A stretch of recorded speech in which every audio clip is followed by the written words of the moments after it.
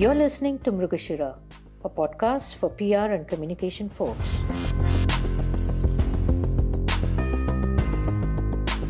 On air with me today is Charu Raizada, who comes with more than 20 years of experience in PR. She's an expert in Marcom, perception management, corporate communications, and crisis communication. Welcome, Charu, and over to you. One common thread which binds all of us around the globe today is that wait for the COVID-19 vaccine. If 2020 belonged to FMCG and e-commerce companies, this last quarter and most of 2021 will turn all eyes towards pharma companies. Currently, over 100 studies are in different stages to find a vaccine for COVID-19, with more and more pharma companies trying to encash on this once-in-a-lifetime moment to ensure that this does not end up as just another case of breaking news. PR practitioners need to buckle up to take on a multitude of challenges, including public skepticism and distrust for the sector. While there certainly is a complex landscape involving a full range of stakeholder groups, public affairs, government relations, B2B engagement, and, most importantly, consumer education. Convincing people to be immunized against the virus is a big challenge as the anti-vaxxer sentiment is on the rise. A recent survey conducted in the United States found that the share of Americans interested in getting a vaccine immediately on release was dropping month on month from 69% in the previous month to 58% in October.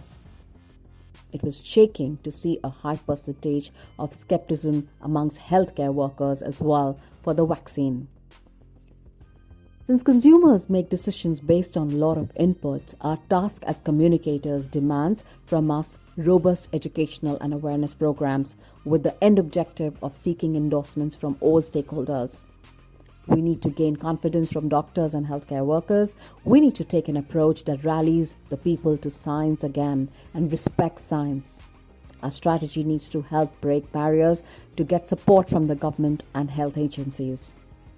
This is possible only through insight and direction, so the consumer can make a confident, comfortable decision. The ladder of faith cannot be built in a day.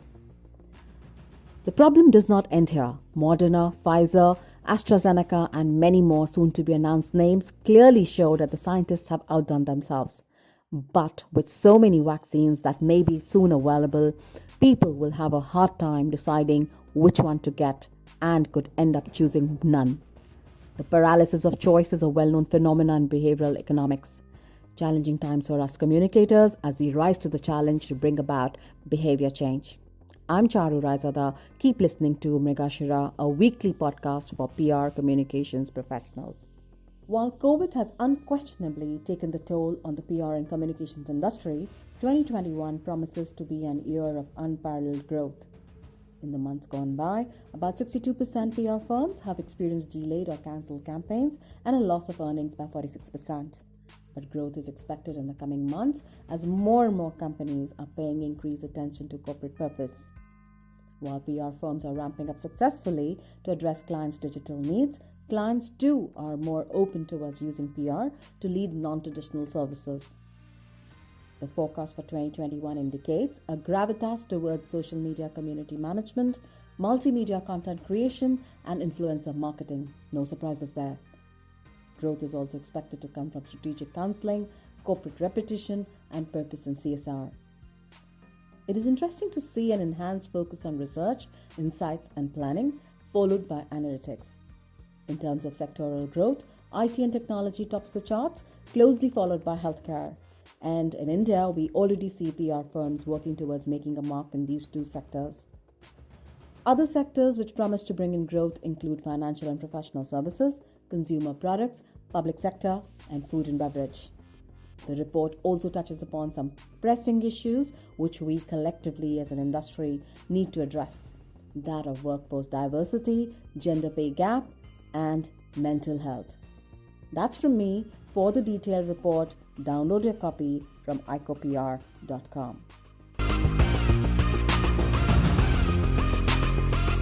She heads corporate communications, CSR, and business operations for Puravankara, one of the well-known realty companies in South India. At Puravankara, she takes pride in how she has made corporate communication function own responsibility for revenue and profits. I'm in conversation with Minol Ajekar today.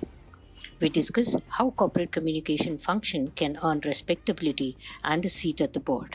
Hi, Minol. Welcome to the show. It's good to understand that you have been doing a lot of communication, which is result oriented, which is performance oriented, where you do to take you know a kind of a responsibility for both top line and bottom line.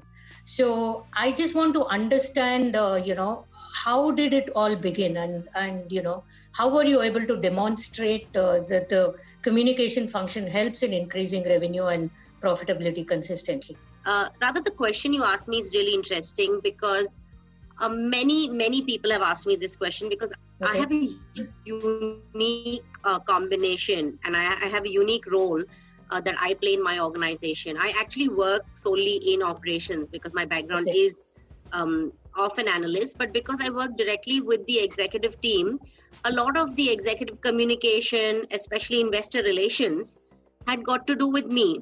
So and also I have an interest in writing. So when the corporate communication function was offered to me, it was a delight. And to come to your question, I think the biggest thing is understanding the business. No communication role can be fulfilled without understanding the business, and understanding things like bottom line and revenue. The words you use really matter. So if as the comms professional, you're able to add value to that in any way possible, while you have been in the field for a long time, and you do know that these things are not sometimes the role communication plays or the metrics of measurement may not be as tangible as sales or finance, which have these absolute numbers, which you can go back to. Comms has what traditionally the sound of voice or competition analysis.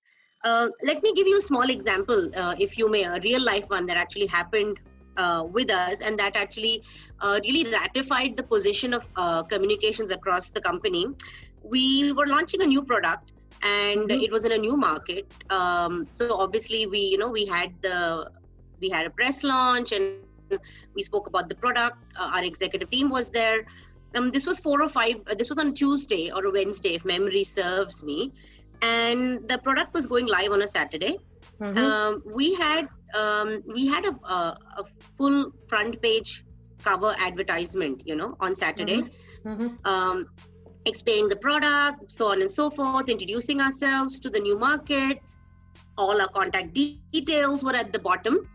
Now, because it's a tier 2 city, the contents from the press conference that we had, the press release, was a little delayed. So on page 12 or 13, on the business section, the newspaper had mentioned that this press conference had happened, and this product is coming to our markets. You will not believe, rather, while the front page had our contact details, my colleague in comms, who had his number in the press release, got more calls than the actual number for sales. Oh, wow. So even though people were looking at the front page, by the time they came to the business section and they saw that number, this is a true story, his phone rang so much that eventually on a Saturday on a holiday, he drove and he handed his phone over to our sales colleague, and he said, I'm getting all the sales calls, so here, please talk to them. So that is, I believe that is the true power of communication. Because you've heard this adage, and I love to use this a lot, is people buy from people, Correct. and communications is probably one of the only functions that is going to be able to humanize an organization. True. And when you're speaking about your business, that function plays a much larger role. So I think a lot of owners also probably is on people like me to really handhold the business and handhold management and constantly remind them that while maybe not fully tangible, the value that comms adds is great, is absolutely great. And obviously, from the example I gave you, for me to measure the number of calls that came on a comms press release versus the sales number was very easy, And I said, there you go. This is why we need to talk about the business and the brand. And then everything else follows. I do believe comms is the umbrella under which many other things will fall under. Yeah, that's interesting. And in fact, that brings me to the next question, an allied question, which is around measurement metrics and analytics. How easy was it, or how difficult was it to, sort of introduce these at Puravankara, and what kind of measures or measurements and metrics do you have? Rather, while we do trudge in the conventional metrics, which is one is share of voice, the opportunity to see, competition analysis, online reputation management, overall brand resonance, and over the past 3 to 4 years, I have also realized there are a lot of analytic tools that have come out that is able to do this a little more effectively. But with the advent of social media, and I think a large part of my role, and also a lot of comms leaders across the country, is social media. They actually are responsible for some of the leaders' handles across social media platforms. What I have increasingly felt that active listening on these mediums is a very, very good metric for you to check, the health of your brand. That's true. As a brand and as a comms professional, if I'm not able to mirror that or emulate that, I'm doing a disservice to the customer or to the potential customer who wants to buy into my product. So what I have found increasingly over the last 2 years, even a lot of millennials also, what do? They go to Instagram to check the photos, right, of what anything will look like. Correct. So active listening has increasingly been playing a large role in my everyday life, and also my peers. A lot of conversations we have is about that. We're getting a lot of anecdotal market insights through customers by social media. So if you are, there are some fantastic tools out there. We use a few also that gives us real-time alerts. I guess some of these tools and some of these measurements actually help you get a seat at the board, because now you have more accountability and responsibility brought into the function. But is that the only reason why we don't get heard so often, or we don't get the prominence that we should have ideally got? What's your take on that? Rather, I think one of the things is that, there is still a large, like India by and large globally might be, we are probably trailing behind some of the Western countries in terms of what the role of communication is in the organization. I'm talking 2020, as of now. Yes. You've been in the field for a long time. Maybe a decade ago, what was the perception of communications and, the allied role of public relations was that they're going to check grammar, or they're going to pursue through all the communication or the emails that's coming from the MD's desk. And they will sort of remain in that sphere, and we'll go to them in case we have a crisis and we need that dealing with. We will go to the communications team because we need help there. That has traditionally been the perception, I believe. Of comms and all the other allied stuff. I don't think it was ever thought that comms could be impacting the bottom line or increasing profitability. And see, at the end of the day, for all organizations, sales is the profit center, right? Rest of us, all of us are cost centers. Correct. So how are you going to change that perception? And I think I like to use the example of Ashmita Sethi, who was just, I think earlier this year, she was appointed managing director of Pratt & Whitney, right? And Ashmita comes from 20 years of communication and public policy. And that really turned everything over its head, right? Because it's very encouraging for people like us also to think that here's a lady who's been a comm specialist and is now the managing director of one of the largest, airline related companies, and that also technology. I think what plays a larger role now is, COVID. Let's use that as an example. It's been such an equalizer for everybody, right? Everybody is standing at the same square one as the other. There is no, the starting line has been the same for everyone. And let's take the example of the various unlocks that happened, rather, especially for a company like Purvankara, where we are existing in several cities across India. When the unlock guidelines came, they were at different times with different protocols, and every little piece of information had to be adhered to, right? Because it's Correct. government guidelines. Correct. And I realized that without communication team really playing a large role in leading the organization through this transformation and change, it would have not been possible, right? Correct.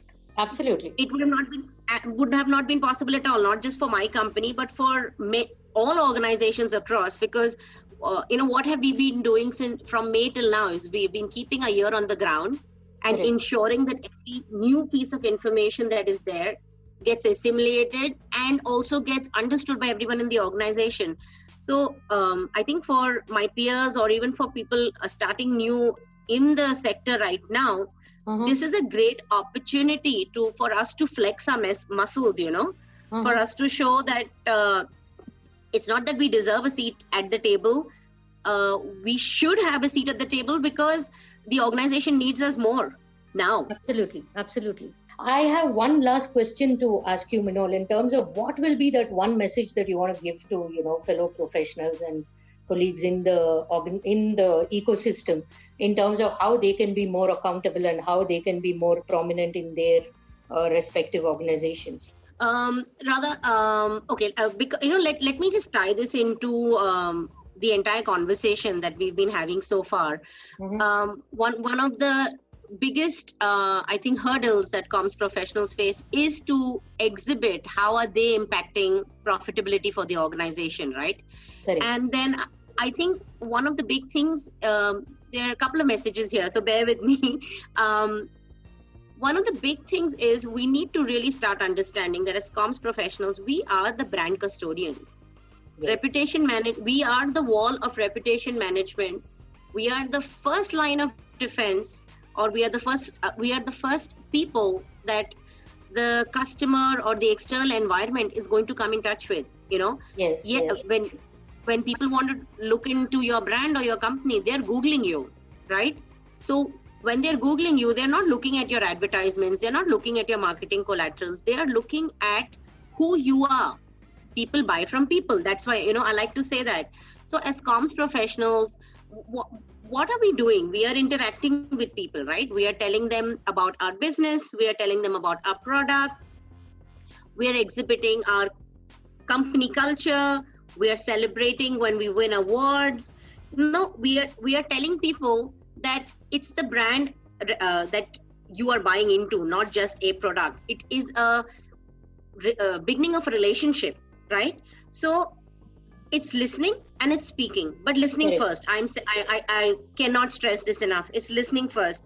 So I think all of us really need to step out of whatever traditional mindsets have been of communication, or even public relation. It's still sometimes used as a dirty word, isn't it? Rather, you'll hear things like, "Arey, that was a PR stunt," Yeah.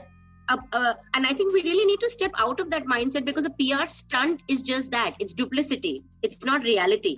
What we are doing is we are trying to garner public sentiment, because if public sentiment is behind your brand, you succeed. If it's not, you fail. Correct. Absolutely. So if people are buying from people, and in this day and age, you have to remember that you are the reputation manager of your organization, and that's where you should start all your thinking from, whether it's a communication campaign, whether you're doing some PR related activities, whether it's your media relationship.